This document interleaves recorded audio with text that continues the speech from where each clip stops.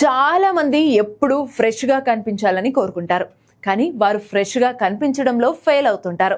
ఒక వ్యక్తి మన వద్దకు వచ్చినప్పటికీ అతను మన శరీరం నుండి ఎటువంటి అసహ్యకరమైన వాసనలు రాకూడదని కోరుకుంటాం. ఇలా వాసన వస్తే ఎంత ఖరీదైన దుస్తులు ధరించినా అందంగా కనిపించినా వృధనే.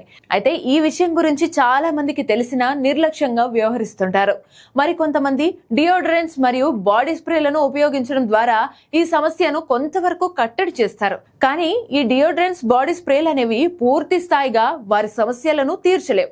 కాబట్టి క్రమం తప్పకుండా గుర్తుంచుకోవాల్సిన కొన్ని విషయాల గురించి మనం ఇప్పుడు తెలుసుకుందాం. మీకు శరీర దుర్వాసన సమస్య ఉంటే ప్రతిరోజు స్నానం చేయండి.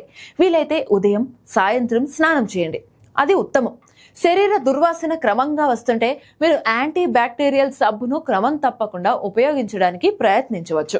శరీర దుర్వాసనను ఎదుర్కోవడానికి మంచి వాసన వచ్చేలా చేయడానికి మీరు బేకింగ్ సోడా, మొక్కజొన్న పిండిని పేస్ట్ చేసి ఉపయోగించవచ్చు. సోంపు తినడం ద్వారా శరీరం నుండి ఈ టాక్సిన్స్ ను తొలగిస్తుంది.